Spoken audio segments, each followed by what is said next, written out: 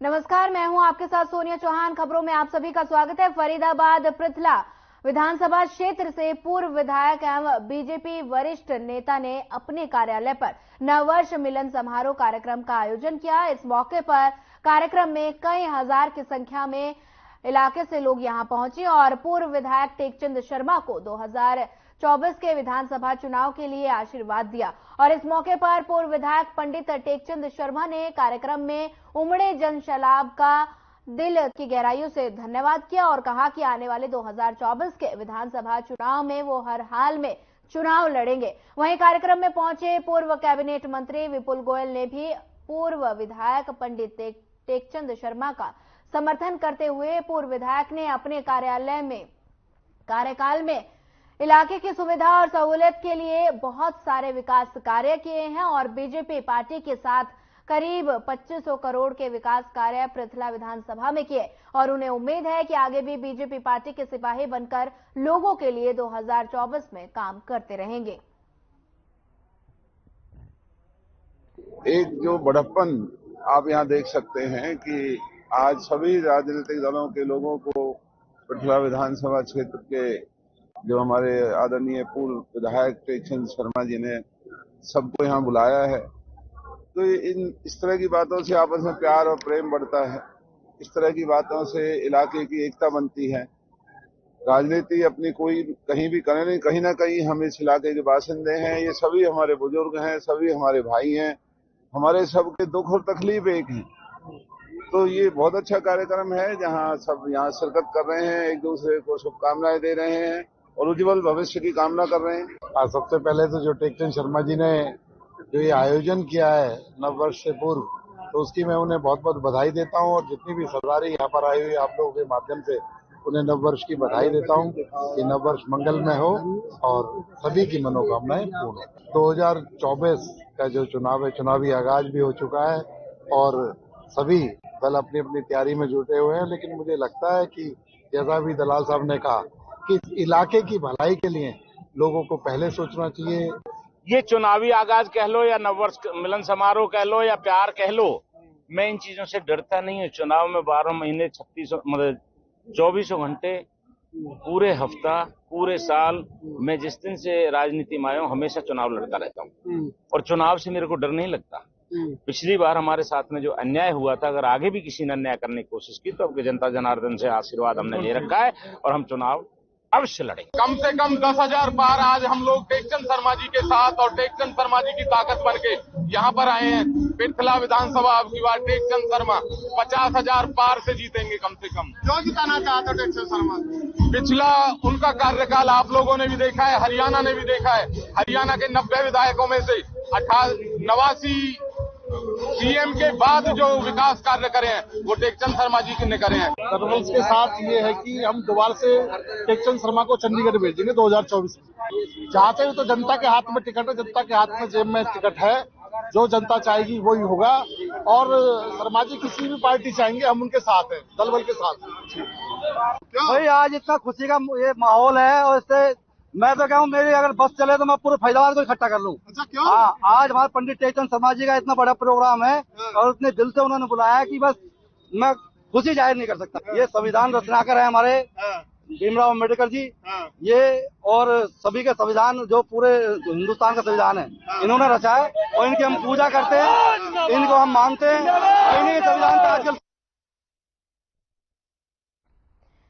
Hit and run कानून के विरोध में फरीदाबाद में तमाम ट्रक ड्राइवरों ने सरकार के खिलाफ जमकर विरोध प्रदर्शन किया और इतना ही नहीं, ट्रक ड्राइवरों ने नेशनल हाईवे पर जाकर नेशनल हाईवे को ही जाम कर दिया और ट्रक ड्राइवरों का कहना है कि अगर हादसा होने के बाद वे भागते हैं तो कानून उन्हें सख्त सजा देगी, अगर वे रुकते हैं तो भीड़ उनका दम निकाल देगी। ऐसे में वे क्या करें, इसलिए उन्होंने चेतावनी देते हुए विरोध किया और कहा कि अगर जल्द ही सरकार ने इस कानून को वापस नहीं लिया तो वे हमेशा के लिए ट्रक ड्राइवरी छोड़कर कोई और काम करेंगे।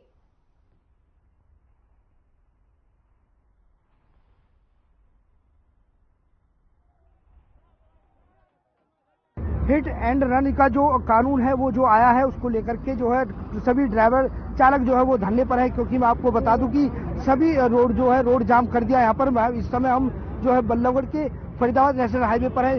क्या नाम है आपका? सर हमारा तेज बहादुर नाम है। मैं रहने वाला उत्तर प्रदेश यूपी का हूँ। क्या करते हैं आप? ट्रक चलाता हूँ, साइजर कंपनी।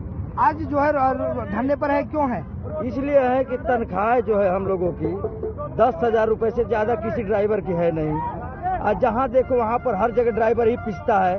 और जो नियम कानून लगा है ये 99% हम लोग के लिए धोखा है। अच्छा एक बात बताइए, हमारा एक्सीडेंट हो जाता है तो किसको हम 10 लाख रुपया देंगे? कहाँ से लाएंगे? हमारा बाल बच्चे तो मर जाएंगे और लोग जो भी हमारे पीछे हैं वो भी मरेंगे। जितने ड्राइवर को देखिए तो किसी से पूछिए कि किसी का 10,000 से ज्यादा है क्या? इसीलिए हम धरना पर बैठे हुए हैं। क्या चाहते हैं? हम चाहते हैं कि हमारा तनख्वाह कम से कम 35,000 हो। हम जैसे का वैसे ड्राइवर कर, लेकिन हम एक्सीडेंट वाली जो बात आ रही है सबसे बड़ी कलह की बात है। जो कानून आया है क्या वो सही है? नहीं सही है, गलत है, एकदम गलत है, सरासर गलत है। अमित शाह और मोदी जी जो भी हैं यह लोग सिस्टम से नहीं चल रहे, संविधान को लेकर के नहीं चल रहे, इन लोग की मनमर्जी चल रही है टोटल। क्या नाम है? गुड्डू शर्मा सर। क्या करते हैं आप? सर ड्राइवरी करते हैं। आप धरने पर है, क्यों है? धरना पे सर इसलिए है कि ये जो अमित शाह, गृह मंत्री श्री अमित शाह जी ने ये जो मतलब कानून लागू किया है ये अच्छे के लिए नहीं किया है। ये ड्राइवरों के लिए मतलब एक पेट काटना है। और सर ड्राइवरों को मतलब बाल बच्चा होते हैं, सब कुछ होता है, पूरा परिवार होता है। एक हम लोग परदेश रहते हैं, अगर खुदा न खास्ता एक्सीडेंट हो जाता है, पहली बात तो कोई करता नहीं, ड्राइवर कोई जान के भी चीटी नहीं मारता है। और हर जगह पे ड्राइवरी मतलब पीटा जाता है। हर जगह अगर साइकिल वाला निकलता है तो ड्राइवर को गाली देगा, टायर की अगर छिट्टी भी पड़ गई है तो दिखा नहीं, हर तरीके से मतलब ड्राइवर पीसा जाता है। तो जो अमित शाह जी ने मतलब ये काला कानून मतलब ये पैदा किया है, हम हाथ जोड़ के विनती करते हैं सरकार से कि अमित शाह जी ने जो काला कानून ये मतलब लिया है कि 10 साल की सजा, 10 लाख रुपए जुर्माना, इसको रिटर्न है। मेरी हाथ जोड़ की विनती है अमित शाह जी से। जी बिल्कुल, सभी ड्राइवरों का यही कहना है कि अगर ये कानून वापस नहीं किया गया तो इसी तरीके से धरने पर जो है जमे रहेंगे। और साथ ही साथ मैं बता दूं कि अभी फिलहाल जो है जो नेशनल हाईवे है फरीदाबाद का वो जाम कर दिया था, लेकिन पुलिस की सूझबूझ से जो है अभी जो है फिलहाल जो है जाम को खुलवा दिया गया है। लेकिन अगर इसी तरीके से हड़ताल पर जो है ट्रक चालक सभी रहे तो कहीं ना कहीं जो महंगाई है वो आसमान छू सकती है। फरीदाबाद से हर खबर के लिए मोनू पांचाल।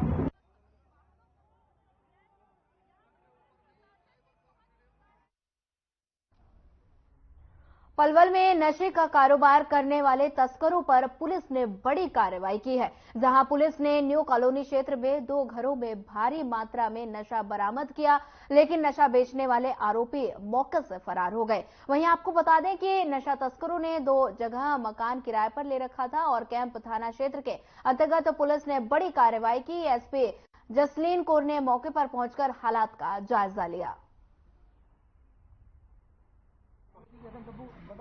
पूर्ण रूप से रोकथाम की जाएगी और जो हमारा हरियाणा पुलिस का और हरियाणा सरकार का अभियान है नशा मुक्त अभियान प्रदेश को और अपने पलवल जिले को नशे से मुक्त कराना, उसमें हम पूर्ण रूप से कामयाब हो गए। तो सर आरोपी फरार है जो ये काम कर रहे थे नशा तस्कर? अभी हमारे पास सीक्रेट इन्फॉर्मेशन है, शीघ्र इनको काबू किया जाएगा, चाहे कितना ही बड़ा इनका रैकेट है, किसी को नहीं बख्शा जाएगा, शीघ्र इनको। तो सर ये किराए पर ले रखे थे क्या मकान, जिसमें ज्यादा डिटेल हम कैमरे पर आपको देनी चाहिए, शीघ्र आपको पूरी डिटेल के साथ। एसोसिएट साहब ये कार्रवाई कब कितनी देर से चल रही है? करीब 1-1.5 घंटा से हमारा प्रोसेस जारी है और अभी चलेगी और शीघ्र आपको डिटेल से। कोई पॉलिटिकल प्रेशर भी आए हैं जी? नहीं, ऐसे मामले में पॉलिटिकल प्रेशर नहीं आता। हमारी सरकार बहुत अच्छी है और इस तरह से हमें मोटिवेट करती है और लगातार ऐसे आरोपियों के खिलाफ सलाखों के पीछे हम लगातार उनको भेजते रहते हैं। जैसे आपको देखते रहते हो हमारे गृह मंत्री जी की लगातार स्टेटमेंट आती है कि हमने हरियाणा को और हरियाणा प्रदेश को नशा मुक्त करना, बिल्कुल 0 टॉलरेंस। क्या मामला है? अभी न्यू कॉलोनी में बताया गया कि कोई रेड बढ़ी है। हाँ नहीं, अभी मुखबिर ने बताया था, हमारे को यहाँ सूचना मिली थी कि इधर इस जगह पे कुछ इस तरह की ड्रग्स वगैरह का, तो यहाँ गांजा बरामद किया है अभी। सर एक तरफ हरियाणा सरकार की ओर से नशा मुक्त हरियाणा का अभियान चलाया जाए, क्या उसको लेकर माना जाए कि सख्ती की जा रही है? हाँ उसी को लेकर चल रहा है सारा, अब ये चलता रहेगा, चल रहा है, पहले भी चल रही है कार्रवाई और ये लगातार चल। तो सर लगभग कितनी मात्रा में मानते हैं? लगभग 9 के करीब है। सर इस चीज ये भी बताई जा रही है कि 2 घरों में ये माल बरामद किया गया। हाँ 2 घरों में किया गया। तो किन किन धाराओं के तहत इसमें कार्रवाई होगी? NDPS एक्ट में होगी जो भी होगी। तो सर मतलब जो ये बरामद किया है इसकी नाप तोल जारी है अभी? हाँ नाप तोल जारी है, इसको देखेंगे किसके है क्या है, अभी जांच करेंगे इसकी सारी, कहाँ से आया है, किसके पास था, कहाँ से है। सर आप इस समय ड्यूटी मजिस्ट्रेट में हैं, तो क्या लगता है कि अब कब तक ये कार्रवाई जारी रहेगी? ये कार्रवाई तो चलती रहेगी जब तक चलेगी, लगातार चलेगी। श्री रामलला के भव्य मंदिर के पूजा और प्रतिमा स्थापना के पीले चावल के तौर पर फरीदाबाद के सेक्टर 65, 64, 62 और 63 में अयोध्या पहुंचने का निमंत्रण आया, जिसको लेकर सेक्टर वासियों ने पूरे सेक्टर में परिक्रमा लगाई और राम मंदिर में राम के पधारने के निमंत्रण को घर घर पहुंचाने का काम किया, जिसके बाद लोगों का भरपूर जोश देखने को मिला। वहीं इसी के चलते लोगों ने भगवान श्री राम के जयकारों के साथ पूरे सेक्टर में परिक्रमा की और इसके बाद लोगों ने बताया कि गांव फरीदाबाद के सेक्टर 65 में अयोध्या में जाने के लिए निमंत्रण के तौर पर पीले चावल भेजे गए। भगवान श्री राम के पधारने पर सभी को वहां पहुंचने पर निमंत्रण आया।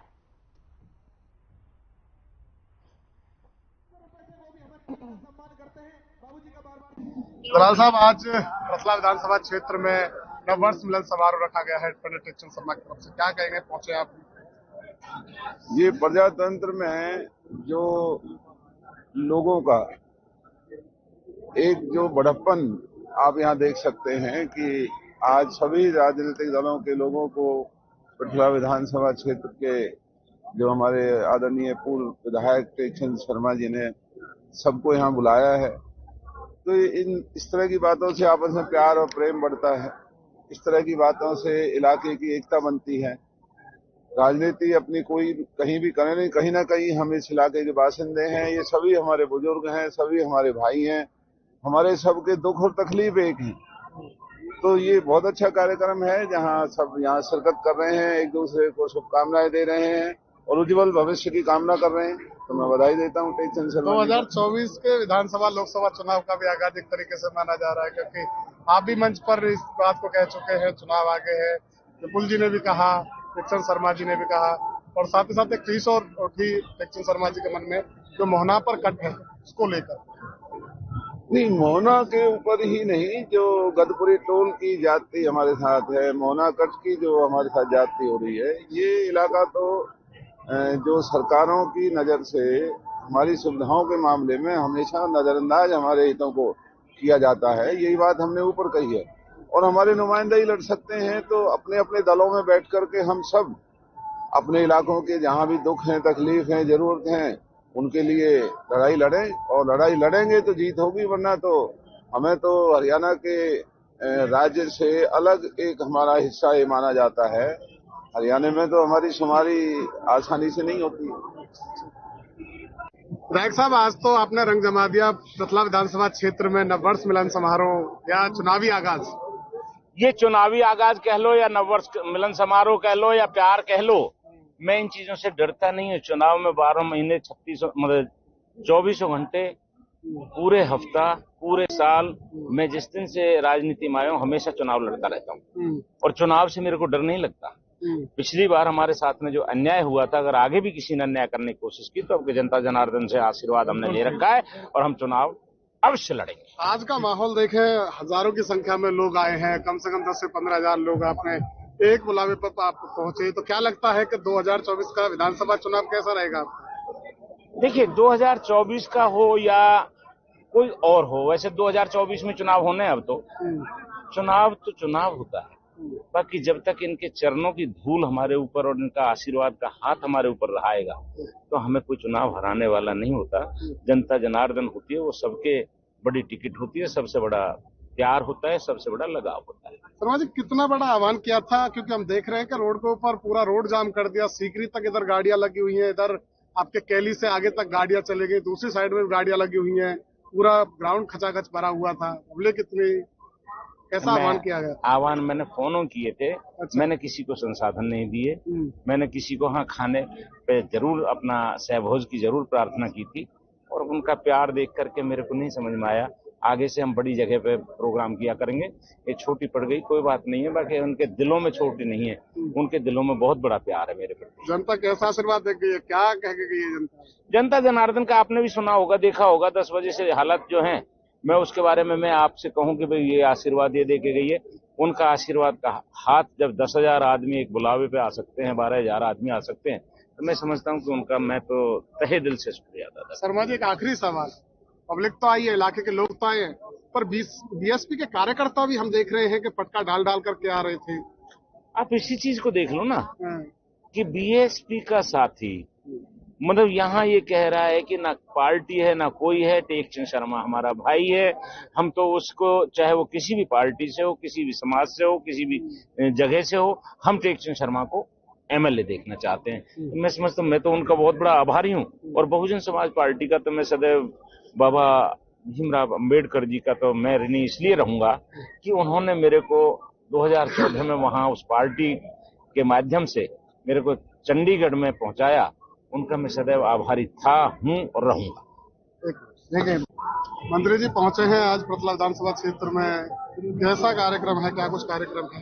सबसे पहले तो जो टेकचंद शर्मा जी ने जो ये आयोजन किया है नववर्ष से पूर्व, तो उसकी मैं उन्हें बहुत बहुत बधाई देता हूं और जितनी भी सरदारी यहाँ पर आई हुई आप लोगों के माध्यम से उन्हें नववर्ष की बधाई देता हूं कि नववर्ष मंगलमय हो और सभी की मनोकामनाएं पूर्ण हो। लोकसभा चुनाव का भी आगाज हो चुका है, अब ऐसे में क्या लगता है कि 2024 में क्या रहने वाला है? आप भी लगातार जनता के बीच में जा रहे हैं।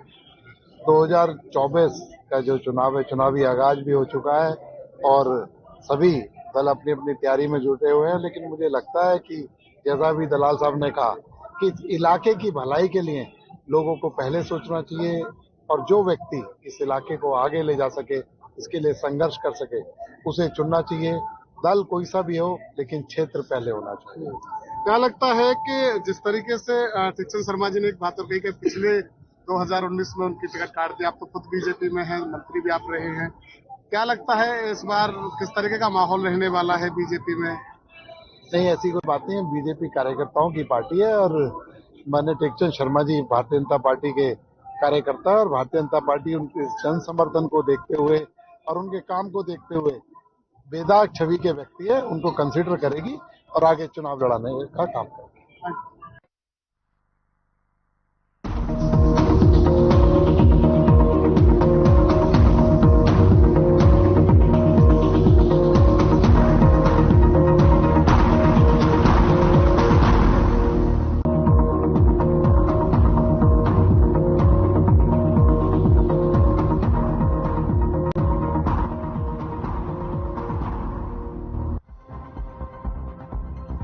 चंडीगढ़ में प्रवीण आत्रे ने हुड्डा पर साधा निशाना, कहा हुड्डा पिता पुत्र के मुंह से नौकरियां देने के बाद हास्यास्पद, मनोहर लाल की जमकर तारीफ की।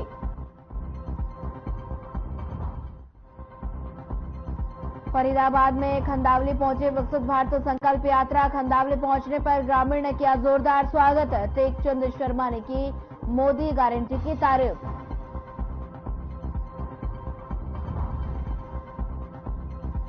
कूड़े के डंपिंग यार्ड बनने से ग्रामीण है नाराज, भारी मात्रा में ग्रामीण धरने पर बैठे, प्रशासन ने दोबारा कूड़ा डंपिंग का काम किया शुरू, पुलिस बल तैनात।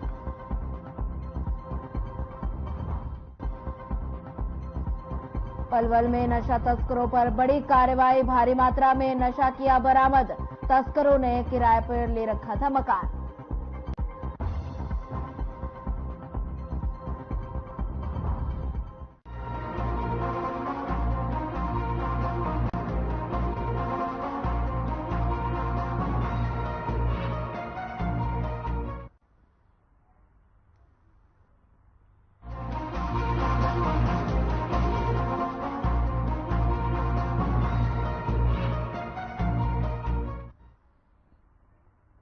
हरियाणा सरकार के मीडिया सचिव प्रवीण आत्रे ने हुड्डा पिता पुत्र पर तंज कसते हुए कहा कि हुड्डा पिता पुत्र के मुंह से नौकरियों के बाद हास्यास्पद लगती हैं, क्योंकि इतिहास गवाह है कि कांग्रेस सरकार के दौरान सरकारी नौकरियों की बंदर बांट हुई थी। भूपेंद्र हुड्डा के कार्यकाल में नौकरी देने के मामले में हुई अनियमितता के कारण 13 गरीब लोगों की नौकरियां माननीय कोर्ट से रद्द कर दी गई थी, क्योंकि 2004-2014 से गरीब और योग्य युवाओं के हक और सत्ता के चहेतों को ही दिया जाता था। वहीं बता दें कि गरीब और वंचित समाज के युवाओं को योग्यता होने के बावजूद भी नौकरी नहीं मिलती थी। वहीं नियमों से छेड़छाड़ कर सत्ता के चहेतों को सरकारी नौकरियां दी जाती थी। प्रवीण आत्रे ने मुख्यमंत्री मनोहर लाल की नौकरी देने के मामले में जमकर तारीफ की और कहा कि सीएम के काम में हमेशा से पारदर्शिता रही है और उन्होंने नौकरियां देकर एक मिसाल कायम की है।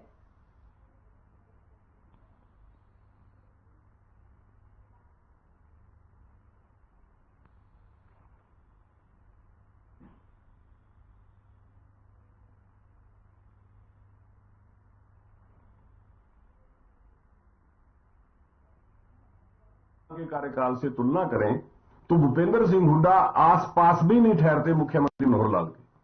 भूपेंद्र सिंह हुड्डा के कार्यकाल के अंदर नौकरियों की बंदरबाट होती थी, पर्ची खर्ची चलती थी, योग्य युवाओं की योग्यता का अनादर होता था, नौकरी केवल सत्ता के चहेते, सत्ता के नजदीक जो लोग होते थे उन्हीं को प्राप्त होती थी, पर्ची खर्ची का बोलबाला था।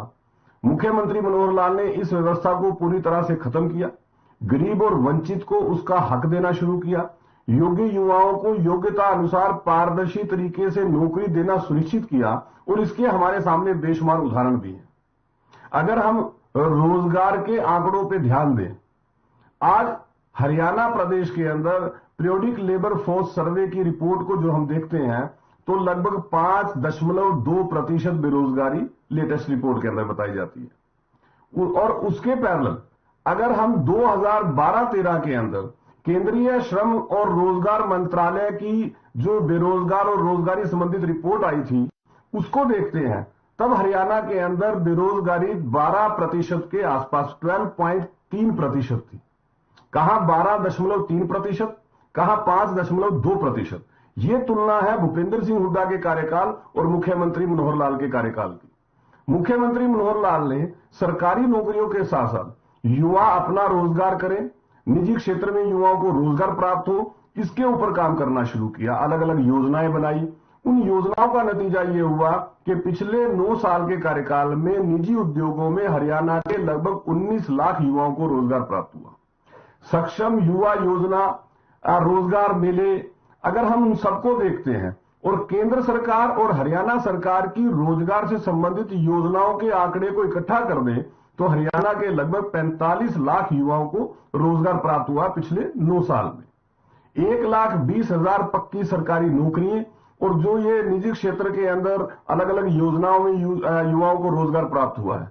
इन सब आंकड़ों के बनिस्पत आज स्थिति ये है कि पीएलएफएस की रिपोर्ट बताती है कि हरियाणा में बेरोजगारी मात्र 5.2% है, जबकि 2012-13 में श्रम और रोजगार मंत्रालय की रिपोर्ट में 15 से 29 साल के युवाओं की बेरोजगारी दर 12.3% थी।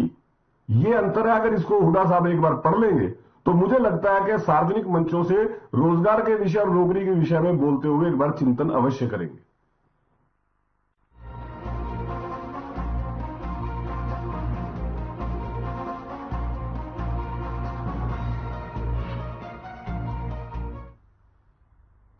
फरीदाबाद के खंदावली गांव में विकसित भारत संकल्प यात्रा के पहुंचने पर ग्रामीणों की ओर से जोरदार स्वागत किया गया। इस मौके पर सैकड़ों की संख्या में ग्रामीणों ने लगाए कैंप के माध्यम से योजनाओं का लाभ उठाया। वहीं संकल्प यात्रा को लेकर बीजेपी के वरिष्ठ नेता टेकचंद शर्मा ने कहा कि देश के प्रधानमंत्री नरेंद्र मोदी की दूरदर्शी सोच का नतीजा है कि पूरा प्रशासन गांव चलकर जा रहा है और लोगों की समस्याओं का समाधान कर रहा है। एक वो भी समय था जब लोगों को अपने काम करने के लिए अधिकारियों के दफ्तरों की धूल फांकनी पड़ती थी और उनके काम भी नहीं हो पाते थे। अब मोदी की गारंटी के चलते सभी अधिकारी गांव-गांव जाकर लोगों की समस्याओं का समाधान कर रहे हैं।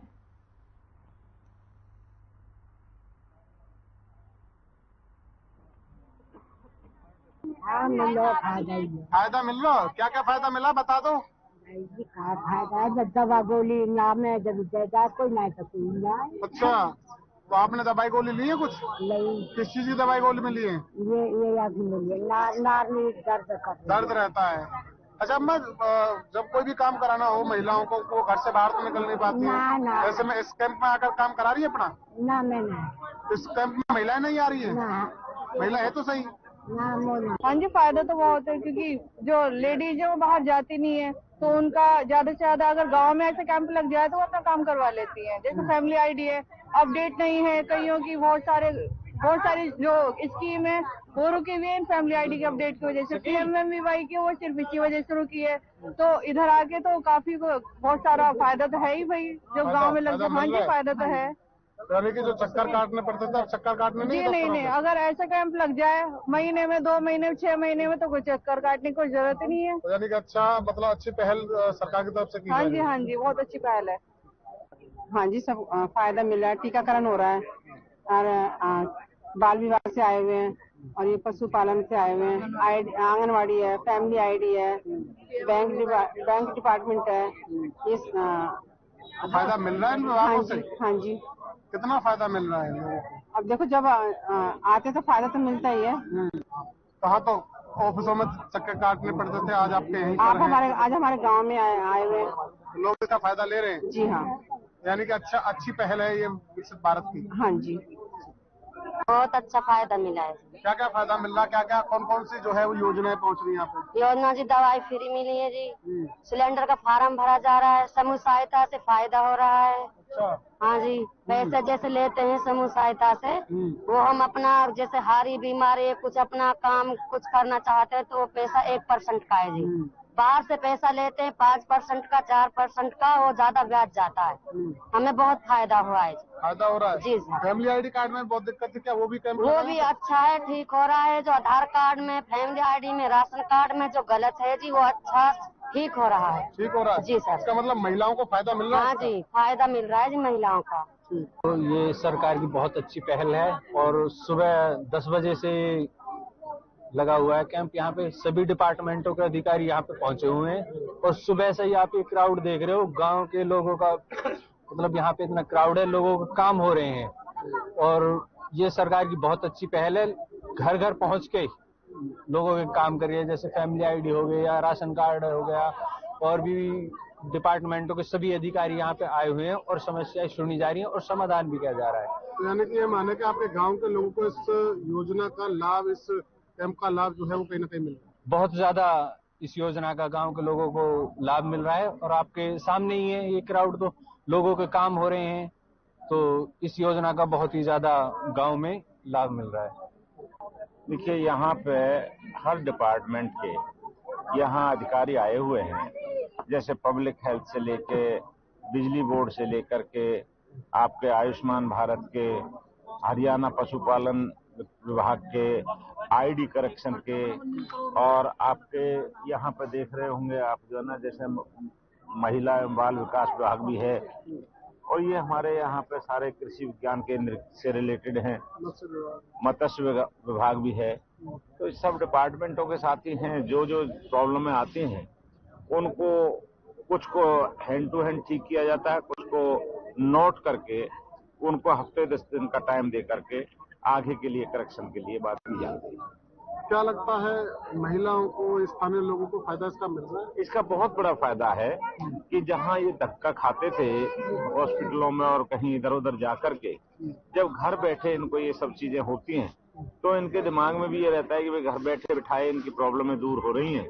और माननीय प्रधानमंत्री जी ने जो स्कीम चलाई है उसका एक अलग ही सिस्टम नजर आ रहा है, लोगों को उसका बेनिफिट भी मिल रहा है और लोग उसको प्रोत्साहित भी कर रहे हैं। आपने भी कहीं ना कहीं जो है कई स्टॉल्स पर जाकर के आपने भी कुछ दिशा निर्देश दिए हैं? मैंने सभी स्टॉलों पे गया था मैं, और सभी स्टॉलों पे जहां जहां जो कमियां हैं, जैसे एक फैमिली आईडी के अंदर कोई हमारे इसमें एक सिस्टम में पता लगा है कि किसी का बच्चा अगर इनकम टैक्स पे ही था और 10 साल पहले का अगर उनका फैमिली पेंशन बनी, आधार कार्ड बना हुआ है, परिवार पहचान पत्र, तो उसको आज उसकी इनकम नहीं है तो उसको करेक्शन कैसे की जाएगी? तो वो हमने नोट कर लिया है और डिपार्टमेंट के सीनियर हेड से बात करके उसका भी करेक्शन कराएंगे।